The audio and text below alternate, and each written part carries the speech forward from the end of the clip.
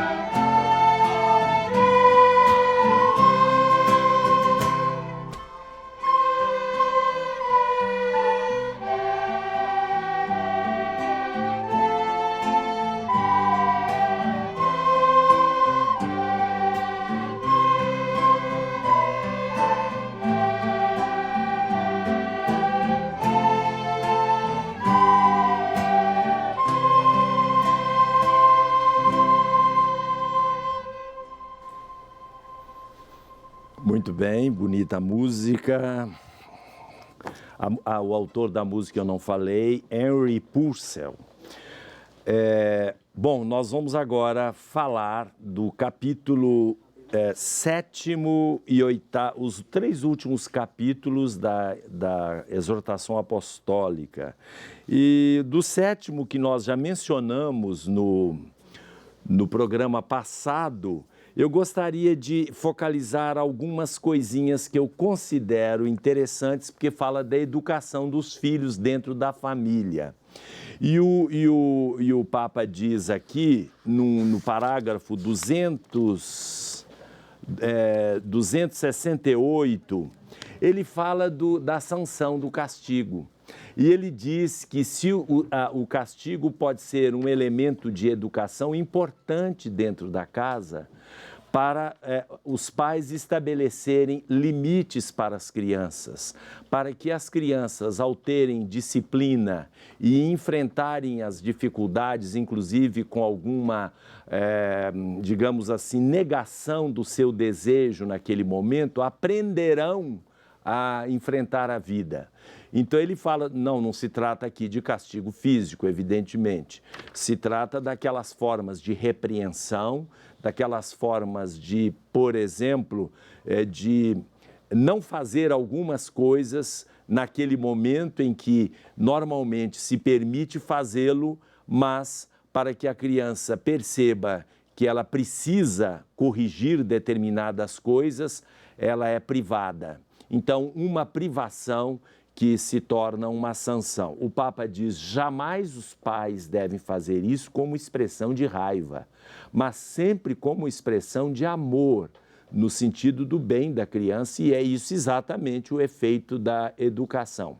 O Papa fala isso no número 268, Mas diz também que a correção jamais pode servir como humilhação e se apreciam e reconhecem os esforços quando o filho descobre que seus pais conservam viva uma paciente confiança na vida deles e na sua correção.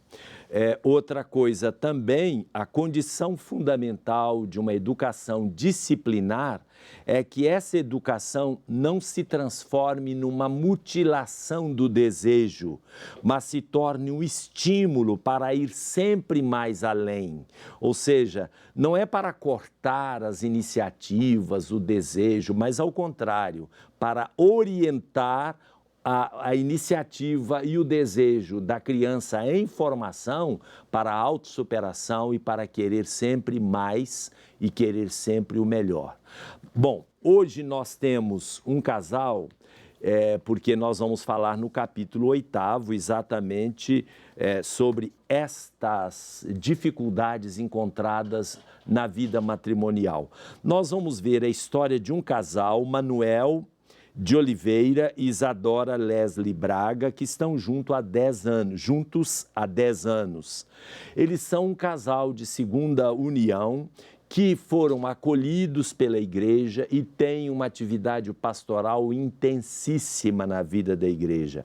Isto vai ser muito importante para a nossa reflexão nesse dia de hoje, em que a acolhida, o amor, mesmo naqueles casais que não estão em situação ideal, mas que procuram viver da melhor forma possível a situação real que lhes é dada. Vamos conferir.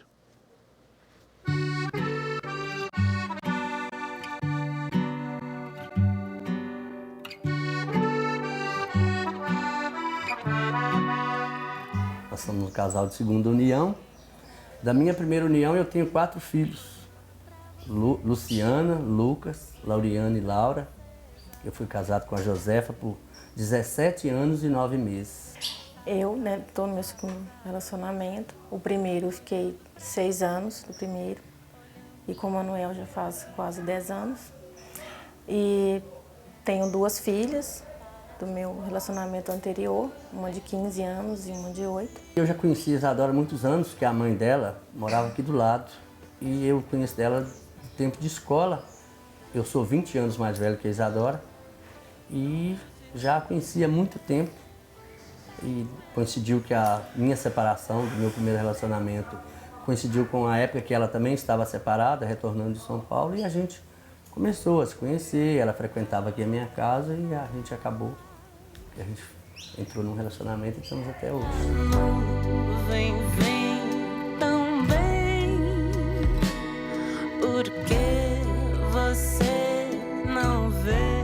O Manuel, assim, é uma pessoa muito carinhosa, prestativa. E o que eu admiro nele muito, ele é um bom pai, E ele é um bom pai para as minhas filhas também. A Isadora, apesar dela ser muito mais nova do que eu, ela é uma pessoa muito honesta nos relacionamentos dela. Ela é uma pessoa muito sincera. Eu não tenho a menor desconfiança dela com relação à nossa diferença de idade. Ela é uma pessoa muito correta. Então eu tenho muita confiança na pessoa dela e por isso me dá uma segurança muito grande por esse e outros aspectos. Então o nosso relacionamento é tranquilo, não tem essa... que às vezes cria-se uma imagem de que por ser um casal, de que um é muito mais velho que o outro, de que tem algum deslize, mas ela é super tranquila, eu me sinto muito seguro com ela e isso é uma coisa que me deixa muito feliz. Nada a ver ficar assim sonhando separado. Pois é, nós vimos isso aí e que de vez em quando eu tenho reações aqui, muitas vezes de pessoas um pouco nervosas, com relação a isso, mas quando a gente vê de fato a realidade da vida, aí nós vamos compreender por que o Papa Francisco, acompanhando o sínodo, trazendo o resultado do sínodo sobre a família, ele pede muito cuidado no nosso julgamento. Essas 3 palavras, acompanhar, discernir e integrar a fragilidade.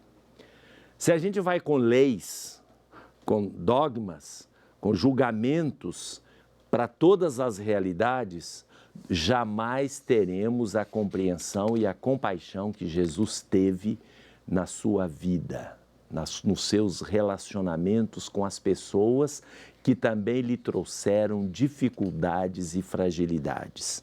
E é por isso que o Papa nos convida, na avaliação das várias formas de família que hoje, de fato e concretamente existem, sem trair os valores do Evangelho, sem relativizar nada, mas nos convida à misericórdia e ao discernimento pastoral diante de situações que não correspondem plenamente ao que o Senhor propõe, ao que Deus propõe. Significa o seguinte, que é para nós padres. Nós devemos ter uma sensibilidade e uma capacidade de olhar as pessoas e as suas realidades, principalmente no caso de casamento. Casamento envolve duas pessoas, não é uma atitude meramente individual e pessoal. Então é por isso mesmo que a gente tem que ter esse cuidado. Nós veremos mais isso nos próximos blocos do nosso programa. Voltamos daqui a pouco.